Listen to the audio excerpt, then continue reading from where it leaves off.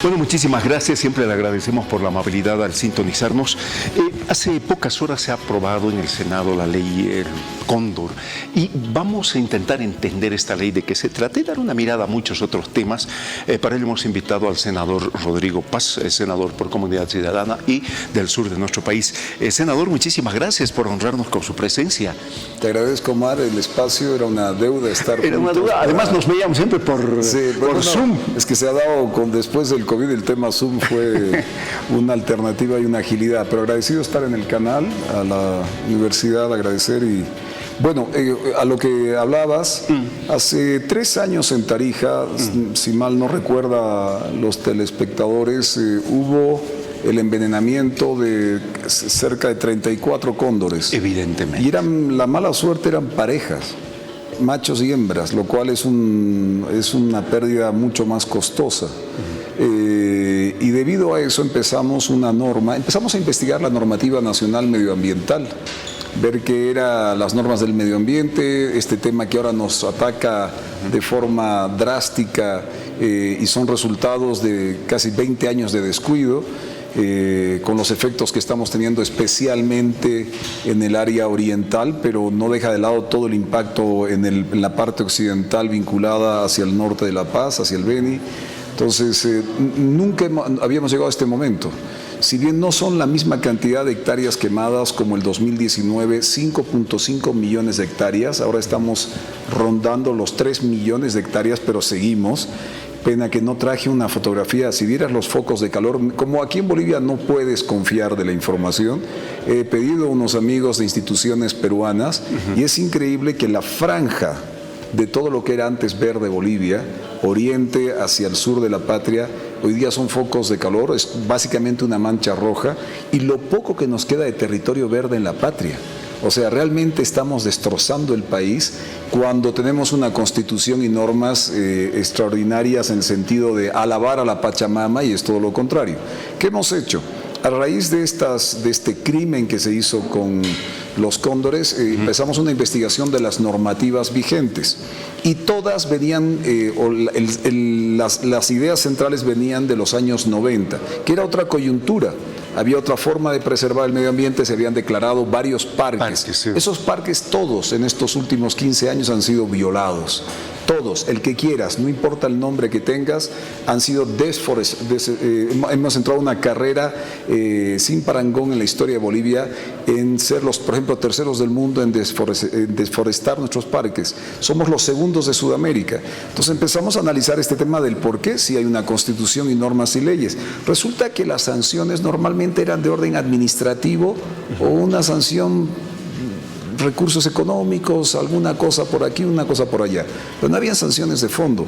Entonces, a raíz de esto hicimos una ley vinculada al tema cóndor que, siendo nuestro símbolo nacional, no tenía una ley de protección, increíble. Sí, o sea, viva la Pachamama, viva el discurso floreado, pero normas que regulen todos estos temas, y de ahí entramos al tema de la fauna y los incendios. Y hemos modificado, imagínate tú lo que hemos hecho, y espero que esto junto a Virginia Velasco, que es senadora también por el MAS, el señor Loza también, nos organizamos en un grupo de personas y llevamos adelante más de la disputa política o ideológica. Oiga, salvemos el cóndor y hagamos normativas para poder frenar o castigar a aquellos que incendian o atacan a la fauna.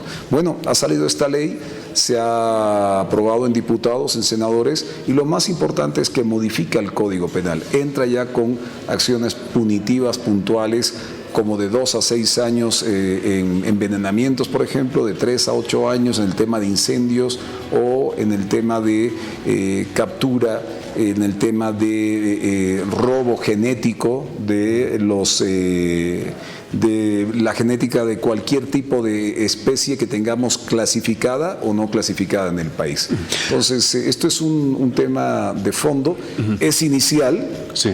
Está claro que es perfectible, pero es un primer paso en nuestra historia en la defensa del medio ambiente. Eso es importante. Ahora, ¿por qué digo?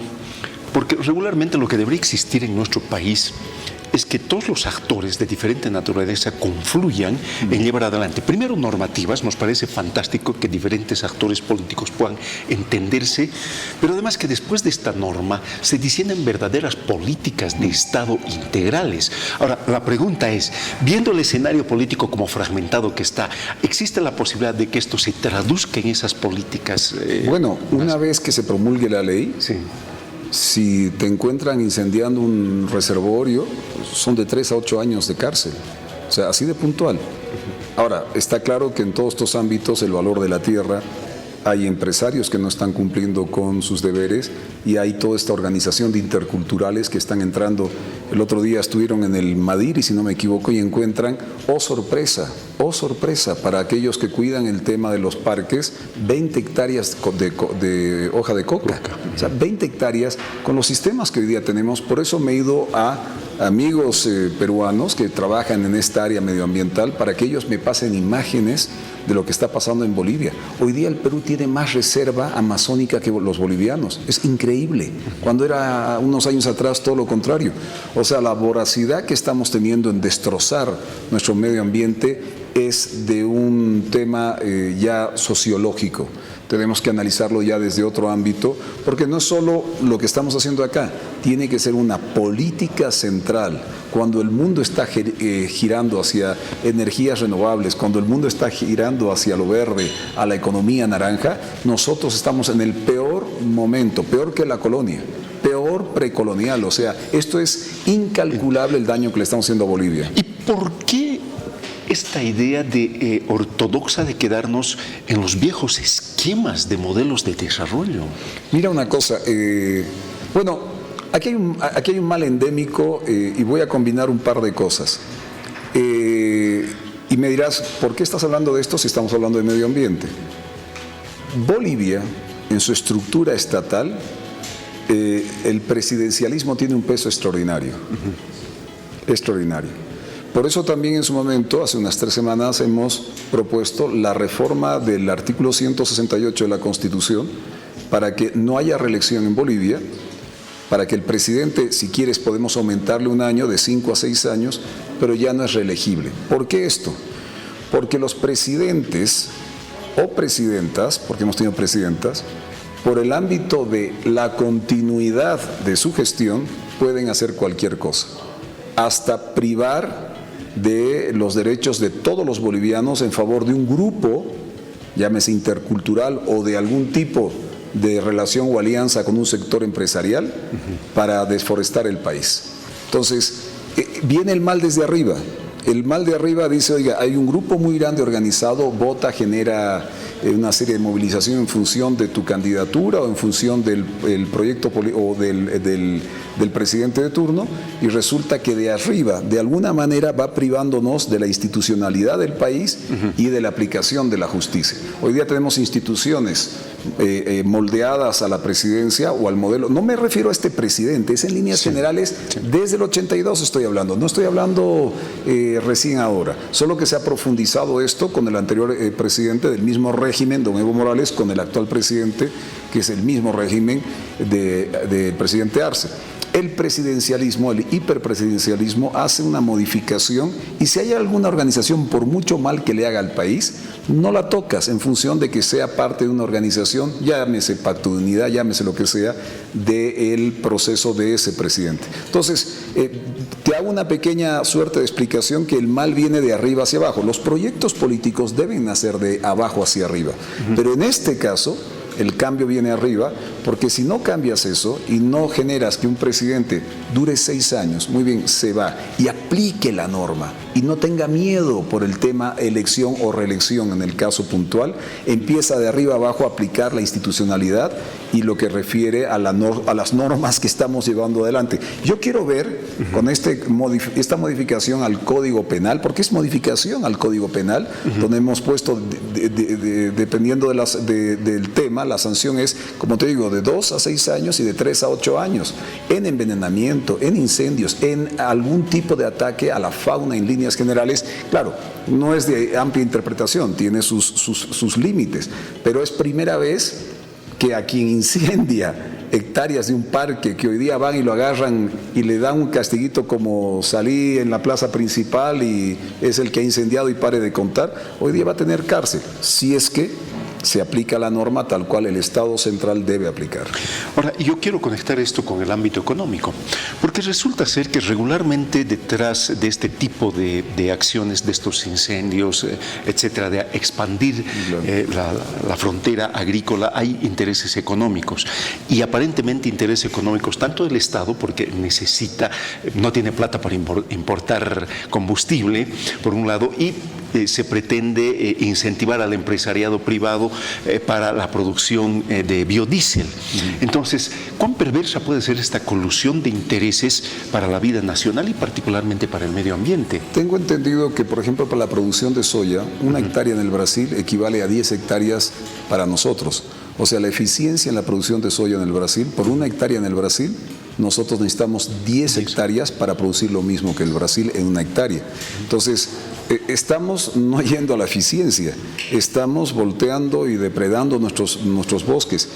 Cuando no se genera la humedad en el área amazónica, en la parte alta de La Paz, norte de La Paz o Alto Beni, y no se genera la humedad, pues muy difícilmente viene y se concentra las lluvias en la parte andina o altiplánica. Al no generar agua, al no generar lluvia, precipitaciones, ¿no es cierto?, no fluye otra vez esa agua, porque por cada árbol que tú cortas en la Amazonía, cada árbol en bloque genera 1000 litros al día de agua.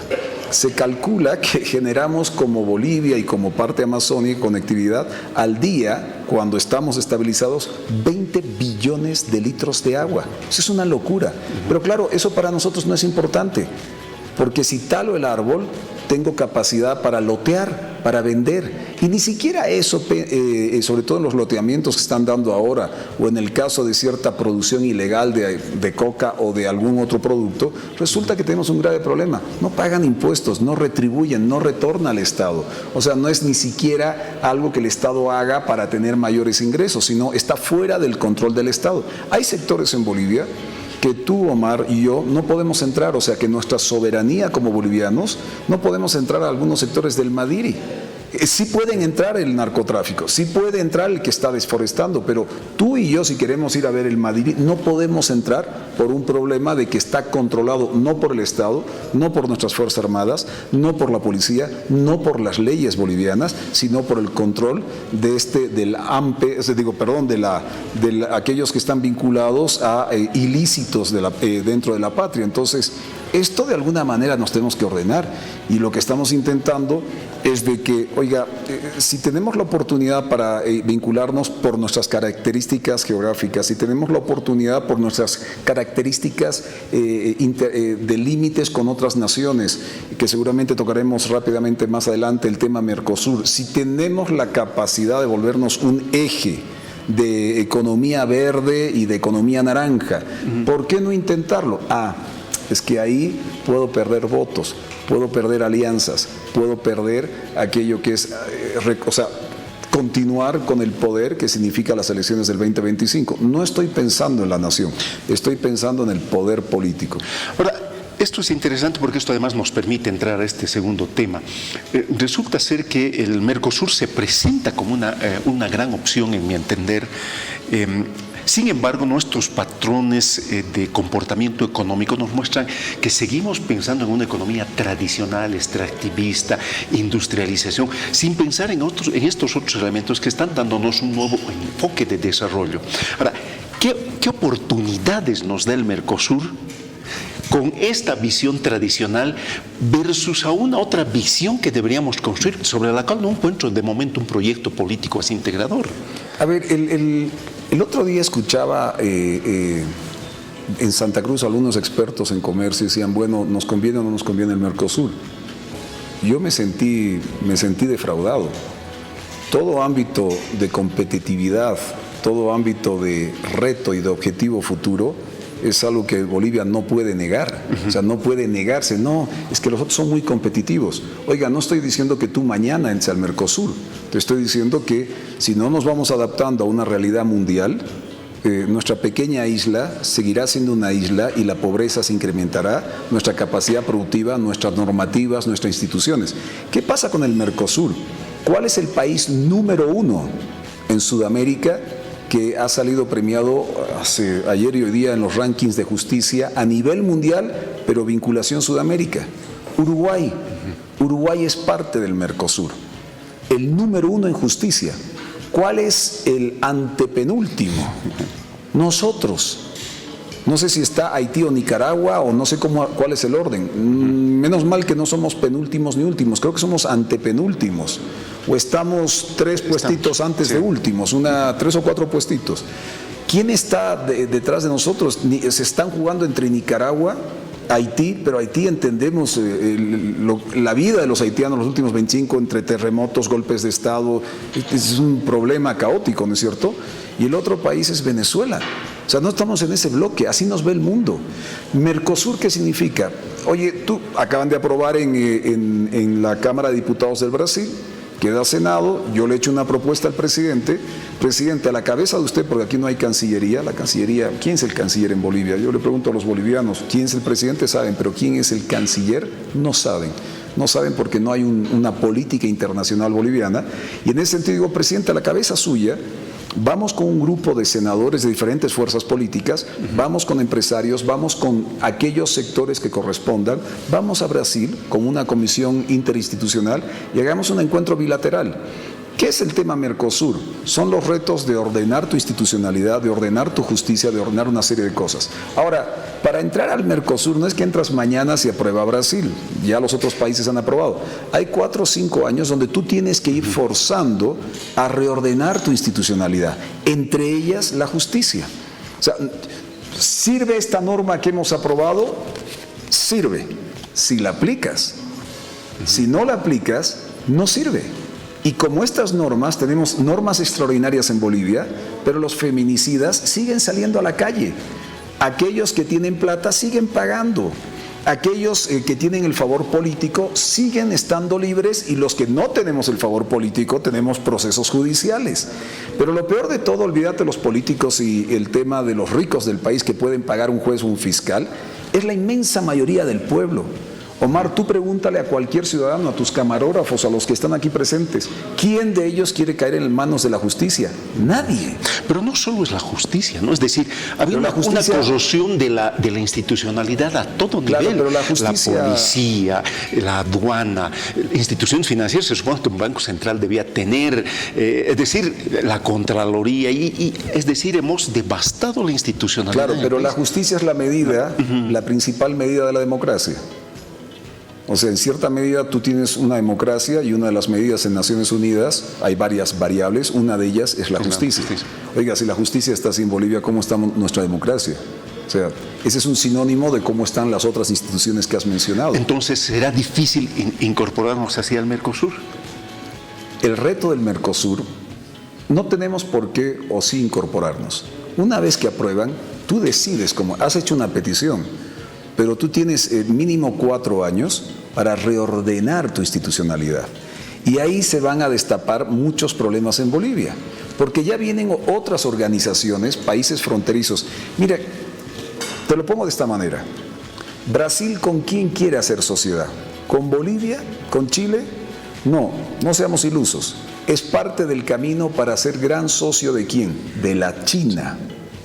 Brasil tiene camino por Bolivia y por Chile, por nuestros puertos. Yo he hecho todo ese recorrido por tierra para salir por Antofagasta directo a China. Es el camino más recto porque por el Atlántico tiene que dar 1000 vueltas. Brasil está desesperado por sentarse a la mesa del poder que se sienta China y lo quiere hacer con los Estados Unidos, con la Unión Europea, porque Brasil es un monstruo del mundo, está entre los 10 grandes del mundo. Entonces, si esto es así, y Bolivia evidentemente el próximo año no le va a vender gas a la Argentina porque ya Argentina ha dicho, tengo vaca muerta, tengo un gran reservorio. Es más, Bolivia, ¿por qué no me dejas venderle al Brasil a través de tu gasoducto? Porque ya lo tiene la propuesta al Banco Interamericano de Desarrollo en función del crédito. Bueno, muy bien, no vamos a tener gas de venta a la Argentina el próximo año. El gas al Brasil se acaba el 2025, se acaba el contrato. Podrán darle unos 2 o 3 años.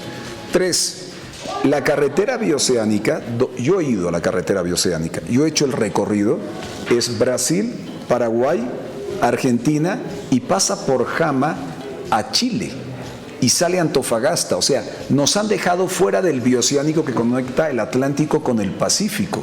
Y el litio, para culminar ya te doy 4 ejemplos, gas Brasil, gas Argentina, bioceánico y cuarto aspecto, el litio, todavía la inversión china y rusa, en el caso de los chinos que han comprometido 520 millones, sigue en estudio.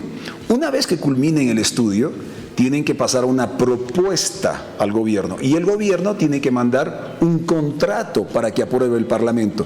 Pero antes de ese contrato tiene que salir la ley del litio. O sea, hasta el 27 o 2028 no vamos a ver esa inversión realizada. Por ende, el gas se fue, el bioceánico nos ha sacado del contexto de conectividad, del comercio, de negocios, de la institucionalidad sudamericana, y el litio todavía no ha llegado, y hoy día sale este pequeño alito de esperanza que es Mercosur. No para que entremos mañana, pero para que en Bolivia se empiece a debatir cuál es nuestro rol en el contexto sudamericano y cuál es nuestro rol boliviano en el contexto mundial.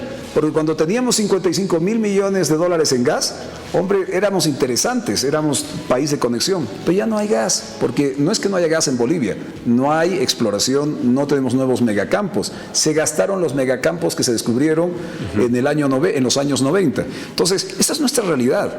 ¿Cómo no, a través de la propuesta Mercosur, vamos a debatir una serie de realidades que necesitamos cambiar en el país? Ejemplo, ¿cómo puede ser que Santa Cruz, en el siglo XXI, y La Paz, pero especialmente Santa Cruz, sea la ciudad más contaminada del mundo? Es terrible, ¿no? ¿Dónde está la Pachamama? ¿Dónde está todo ese discurso? O sea, nos debería dar vergüenza, Omar, a ti, a mí, sin ser aquellos que ponemos fuego, pero como bolivianos, salir en las noticias mundiales, en Europa, en el Asia, en todas partes, somos los más contaminados del mundo. Y esa es una realidad. Senador Paz, y ahí me competiría hacerle una pregunta que nos demandaría seguramente otro programa, y es hablar de los proyectos políticos emergentes, los liderazgos, etcétera, etcétera. Así es que lo voy a comprometer para cuando tenga tiempo podamos hablar de este otro tema. Omar, a la orden, pero una cosa sí está claro, sí. Y lo has dicho bien, proyecto. Porque la gente sabe que el 2025 recién se vota. No podemos abusar de la gente que hoy día la está pasando muy mal. Ni los chicos van a colegio. Cuando aparecen unos cuantos diciendo yo voy a ser candidato. ¿Candidato a qué? Resolvamos los problemas ahora. El 24 todavía está de por medio, que va a ser un año muy difícil con los temas que vienen, judiciales, el Tribunal Supremo Electoral, el censo, el repartir recursos, los nuevos la redistribución del Parlamento. Va a ser un año muy complicado. El 25 el pueblo sabe que tiene que votar. Mientras tanto, llega el 25, el pueblo trabaja, labura, no habla de política, tiene que buscar cómo comer. A eso deberíamos preocuparnos. Cómo resolver este tema medioambiental, cómo resolverle la economía a la familia, cómo resolverle la justicia a la gente. Lo voy a esperar. Omar, gracias por tu espacio. Muchísimas gracias. El senador Rodrigo Paz visitándonos para poder hablar de estos temas que, bueno, son importantísimos el intentar entender y generar un espacio de debate.